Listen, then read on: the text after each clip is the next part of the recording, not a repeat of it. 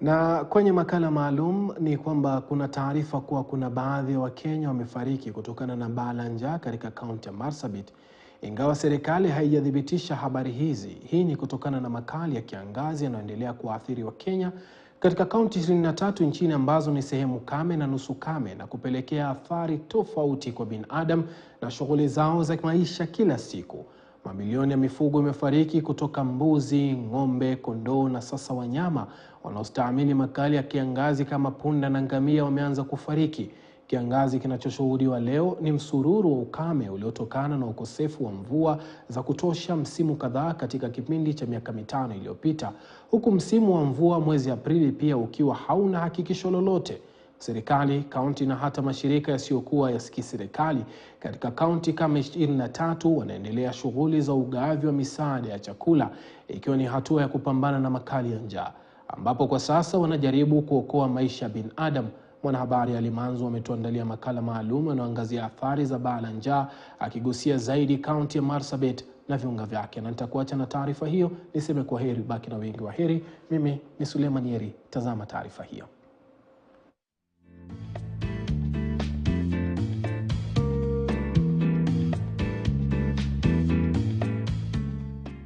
Hii wanyama unawaona wote wamemalizwa na kiangazi. Karibu miaka 5 hatujapata mvua. Hatujapata mvua ni sababu ya njaa tu, wanakufa hii wanyama hii. Sasa vile ardhi yetu hii hatuna shamba lolote, shamba ile tuko naye ni wanyama. Haswa sisi kama jamii ya wafugaji mwaka 5 iliyopita hatujapata mvua. Usaidizi ile ambao ulikuwa tunategemea mbeleni kwa pande ya masomo, kukula, ni mvugo imeisha. Sisi ni kama tunakaa kama wanyama sahi, kwa vile tuko na njaa, tuko na kiu, mali imeisha, wasasi wamekuwa na stress mingi. Nafikiri kwa hivyo tuko tofauti kabisa. Mimi jambo yangu ile mimi naweza kusema ama nasisitiza ama naomba zaidi serikali watuangalie.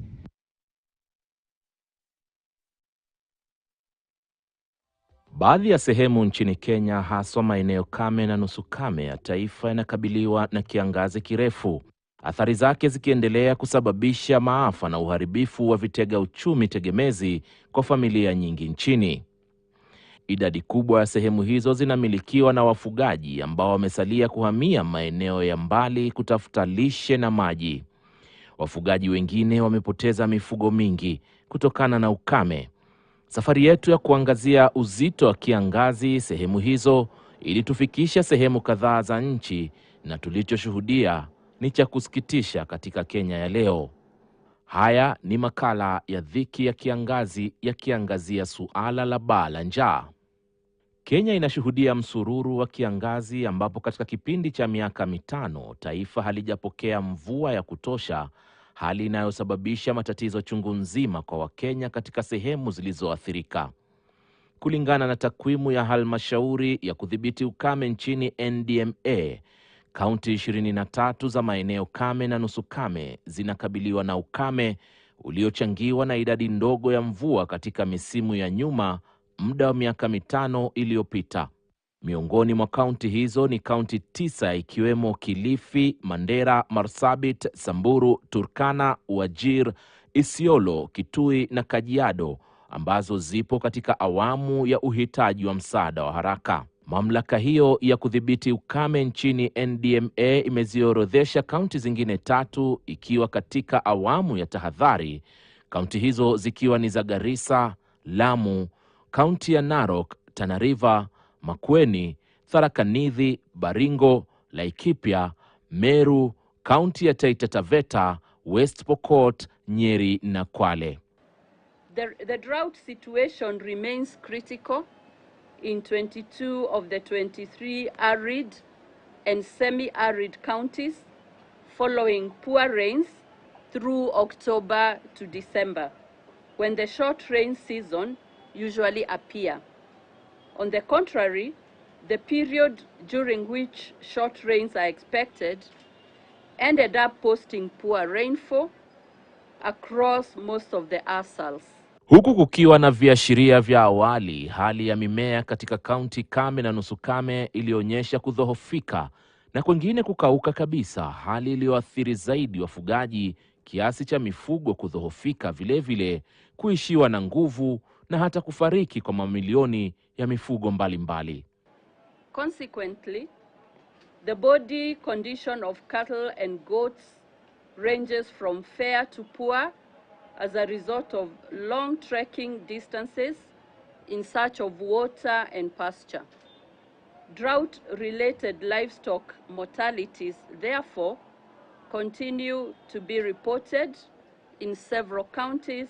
Kutokana na takwimu hizi kutoka kwa utafiti wa serikali, tuliamua kusafiri kiguna njia hadi katika mojawapo ya kaunti zinazoathiriwa na ukame ya Marsabit.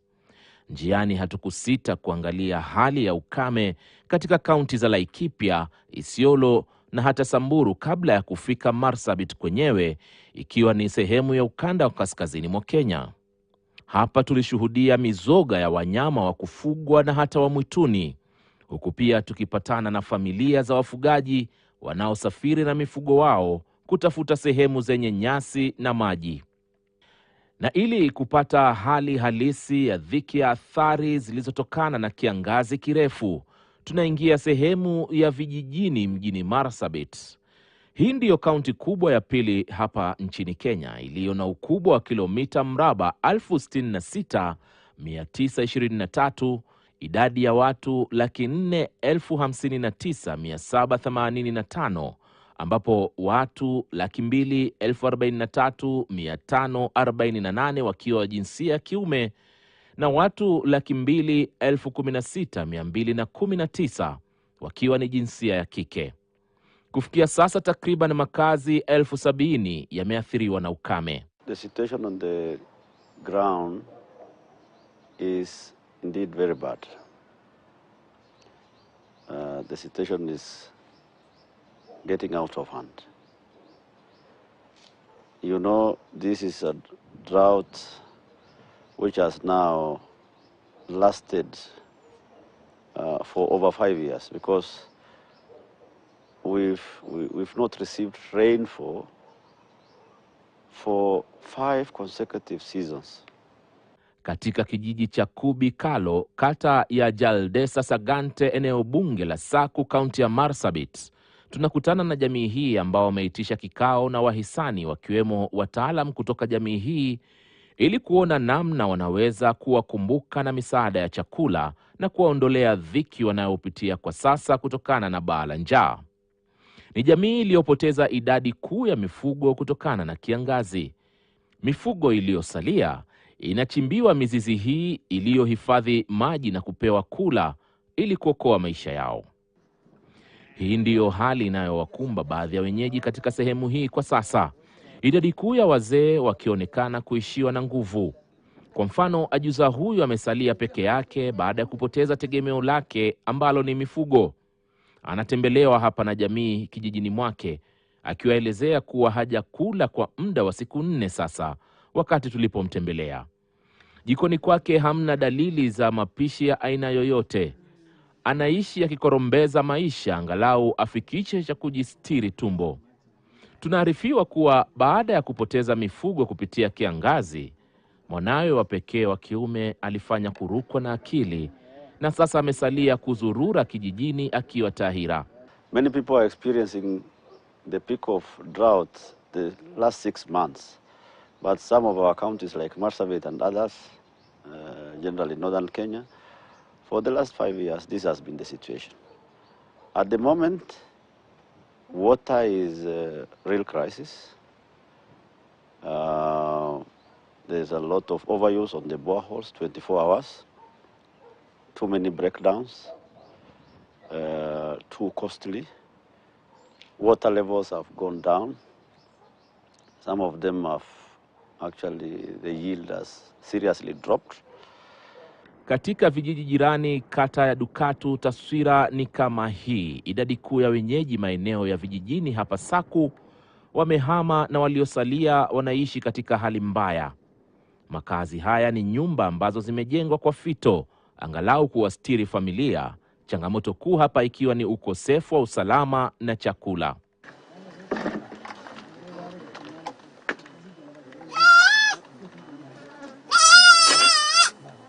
Katika vijiji hivi, kata hii ya Dukatu, wadu ya Sagante Jaldesa, wenyeji wameshuhudia vifo vya binadamu waliofariki kutokana na baa la njaa, ila serikali inaendelea kupinga kupokea taarifa za vifo vilivyosababishwa na njaa. Sisi hatuna chakula, hakuna season since from 6 years sijampata hata mavuno hata katika Marsabit. Lakini njaa karibu kukufa paka saizi. Wengine wamekufa. Kuna mtu yote amekufa kwa sababu ya njaa? Ndio wamekufa. Karibu watu 5 wamekufa katika jamii yetu ya hapa. We have not reported deaths. Kenyans have not died from the drought at the moment. Nyuma yangu ni kijiji cha Dadachi Kambe kilioko katika wadi ya Saganta Jaldesa. Eneo hili mojawapo ya vijiji ambavyo vimeathirika pakubwa kutokamana na ukame unaoathiri maeneo haya. Ukame ambao wenyewe wanadai kwamba umechangiwa zaidi na athari za mabadiliko ya tabia nchi kutokamana na kukata miti kiholela. Katika eneo la Sibiloi, eneo bunge la North Horr, kiangazi kinaichapa sehemu hii ambayo ilipokea manyunyu ya mvua yaliyohuisha nyasi na kuwavutia wafugaji kulisha mifugo. Hata hivyo, changamoto iliyopo hapa ni mizozano ya kijamii, kung'ang'ania lishe na maji. Viongozi wa jamii wanaendelea na mikutano ya amani ili kuleta uwiano miongoni mwao. Most of the rains, the short rains or the light rains that we received happen on the side of Ileret, the Dasanaj community. So Gabras from North Horr, from Dukana, they are really moving towards that territory. So we felt that, if you don't really address this issue at this particular time, there's going to be a big problem. For us to discuss, further interventions, we have to first agree on the ceasefire. And then we have to ensure that our communities are able to share the little resources available, that's pasture and water, and also come up with a committee, the herders themselves, who are going to engage each other, who are going to discuss their issues, who are going to share, information to avert, any conflict that's going to occur around this time. There was a lot of concerted efforts, too many interventions from faith-based organizations, from national government, from other partners. We did so many regular meetings with leadership from across board. Our people just realized it's useless to do that kind of barbaric thing, and I thank them for realizing that it was the wrong thing to do. It can never be a solution to any problem. And so we've been encouraging and preaching harmonious coexistence. Kulingana na mbunge wa Rio, sehemu wanayoiwakilisha ya North Horr ya kaskazini pia imeshuhudia vifo vya binadamu kutokana na baa la njaa. In North Horr area, we've lost close to 10 people due to hunger and starvation. So basically, it's not an exaggeration, it's a reality on the ground. People have lost their entire livelihood. So what do you expect if rains have not come for the last 4 years? And the next rains, will be in April, where we are already being told that, the next rains will also fail. So basically, the future looks precarious, it's really bleak. And what we are doing at the moment is we are trying to also talk to the non-governmental organizations who are very proactive in providing relief to the people. We're also trying to push the government so that they also scale up their relief intervention. Kilomita 48 kutoka mji wa Marsabit tunaelekea katika sehemu ya Bubisa. Ni mojawapo ya sehemu ambazo zinazohangaisha binadamu, huku kiangazi kikiendelea kukuta maelfu ya mifugo na kuziacha familia nyingi maskini. Hapa tulikumbana na kijana huyu ambaye licha ya shule kufunguliwa, wazazi wameshindwa kumrejesha shuleni baada ya kuipoteza robo 3 ya mifugo wao. Kilichosalia ni kibarua cha kuikusanya mizoga sehemu moja kabla ya kuitia moto. Babake hana la kufanya kwa sasa, akishindwa kuhadithia shida iliyowakumba na kupoteza mifugo ya mamilioni ya fedha. Our children will not go to school. Schools will not be open because parents have no resources to pay for school fees. The situation is dire. We are going to have massive dropout from school. So basically, we really encourage, we really appeal to the government, we really appeal to the president. Na ile kwa mbele tunasomisha na mifugo kwa sababu ya karo ya shule. Kuna wale wamekosa kufanya test ya university wamerudi nyumbani. Na tunaendelea kuongojea KCP. Na ile ambayo tunatarajia ilikuwa tumepanga tutapeleka shule na watoto wetu ni mvugo zimeisha. Haswa sisi kama wamama tumekosa namna ya kufanya. Tumefikiria sijui tutapeleka hii watoto wapi. Bado tukiwa katika sehemu iliyoathiriwa zaidi ya North Horr, vijiji vya Kambi Nyoka, kina mama wanawalisha mifugo ugali na mizizi ili kuokoa maisha yao. Jitihada zao zimeelekezwa katika kuokoa mifugo michache iliyosalia ambayo huinuliwa na kuanza kulishwa kama wagonjwa kutokana na hali ya kudhoofika. Kwa watoto wadogo nao, baadhi wanaugua utapiamlo. Unfortunately, high rates of children at risk of malnutrition have been noted in Marsabit, Mandera, Garissa, Baringo, and Isiolo counties. The number of children affected by malnutrition is about 960,000. Those are the ones that interventions are in place. Kijiji jirani cha Demo, matatizo ni yale yale, kuilazimisha mifugo kuinuka na kusimama ili kuilazimisha kula angalau kupata nguvu. Ni kazi iliyoachiwa kina mama na wasichana, huku vijana barubaru na wazee wakisafiri sehemu za mbali kutafuta lishe na maji kwa mifugo mingine ambayo imesalia. Usimamizi wa kaunti hata hivyo umesimamisha baadhi ya miradi na kuanza kuweka mikakati ya kuokoa maisha sasa. The commercial uptake where the Kenya Meat Commission buy the livestock from the farmers and it is processed, repackaged and given back to the community, mostly schools, in the form of corned beef. So the government has done a lot of intervention on livestock uptake. I have directed and as a county, the interventions going forward will be geared towards saving lives, and we will be procuring food items and will be delivering water to homesteads, and therefore it will mean we have to shelve some of the development projects that we had planned. Since 1960 to now, Kenya alone has faced almost 20 droughts. And if you look at the numbers and the time when the drought happened, almost over 45% happened after 2000. Basically, which means that out of 20, 10 drought happened after 2000, which means we are not going back to the old day. The pattern is almost changing. It's looking even more difficult in the future. And that's why I think because of lack of recovery between drought, household, feel pressure, there's no proper, support and, safety net for households. So it's fairly, we can say it's one of the most devastating drought, since we faced in 1984. Guyo Roba ni mtaalamu wa sera na vilevile mshauri wa masuala ya usimamizi wa rasilimali katika taasisi ya kimataifa ambayo inaendelea na utafiti wa mifugo ILRI hapa jijini Nairobi. Anasema kuna haja ya kubadili taswira katika kaunti kame zinazokabiliwa na kiangazi kwa sasa. Marsabit and other arid and semi-arid counties, areas, have little potential for alternative. And this is the reality of the climatic dictates. It's not actually, it's an ecological issue rather than a production issue. So there's no much alternative that we can say today, just flip the coin and people start producing on the other side. It's not like that. I think the most important question is, how do we, in the evolving reality of drought, how do we evolve our support to a system through efficient market offtake systems, which we don't have right now? Number two, how do we match our action with early warning? Early warning over the last 10 years have actually evolved quite positively. It's very predictable that a disaster is coming, a drought is emerging. It takes 6 months between the normal part of the drought to an emergency.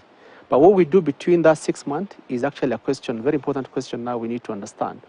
Huku haki ya kiangazi kirefu pia kikichangiwa zaidi na athari za mabadiliko ya tabia nchi, kuna haja ya asasi za serikali kuanza kuangazia upya baadhi ya sera ili kuweza kuzibadilisha na kupambana na kiangazi. We have the policy, we have the thinking, but we have a critical issue there.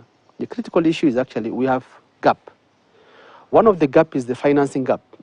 We have this nice thinking around policy and what to do, but I think we are not matching our policy, aspirations with funding, and that has to be fixed. County and national government has almost shared responsibility, but I think county being an asset structure, they are a bit tepid in their approach, and they don't have the necessary legal and policy framework that is supposed to complement. And county is closest to people affected by drought. The third, I think, is the capacity issue. But at the institution that is operationalizing the policy, they have a capacity, whether it's human resource, whether it's financial, they have a different level of capacity issue. Kenya ni miongoni mwa mataifa ukanda huu wanaotumia vyema taarifa za utabiri wa hali ya hewa, jambo linalosaidia sana katika kukabiliana na masuala ibuka kama vile baa la njaa, huku asasi zikijiandaa kupambana na changamoto hizo. Early warning over the last 10 years have actually evolved quite positively. It's very predictable that a disaster is coming, a drought is emerging. It takes 6 months between the normal part of the drought to an emergency. But what we do between that 6 months is actually a question, very important question now we need to understand. So the short of it is that we don't have good alternative. The LDMA and the county steering group, it meets regularly, of course chaired by the governor, co-chaired by the county commissioner. We use that information. It's one of the most active and effective steering groups in the country. You can see from the records for yourself. We use that information. Na huku kiangazi kikiendelea kuathiri sehemu kame, jitihada tofauti zaendelea kuwekezwa kusaidia hali, haswa kutoka kwa jamii, wataalam, mashirika ya kijamii, usimamizi wa kaunti na hata serikali. Hatua hiyo ni ya kusaidia kuokoa maisha ya Wakenya wanaokabiliwa na baa la njaa. What you are seeing behind me is that communities are being provided for with some food stuff so that they can be able to, tend to their families without having to overexploit natural resources. We are also doing water tracking because water is one other scarce commodity during prolonged drought. Then we have mid-term measures and also long-term measures, and these are basically, providing boreholes, digging water pans. Although that is the situation in Marsabit, I want to say it's not any better in the rest of the FCDC counties. So my plea to partners, to national government, is to step up the interventions. We are grateful for what they have done so far. We appreciate. But the situation is really getting out of hand. Huku kiangazi kirefu kinachosababisha ukame katika sehemu hii ya Marsabit kikiendelea kuathiri wenyeji ambao tayari wamepoteza mifugo kadhaa, wenyeji sasa wana wasiwasi. Huenda hali hiyo ikiendelea ikasababisha maafa na kuua watu. Alimanzu nikiripotia katika sehemu ya Kargi, kaunti ya Marsabit.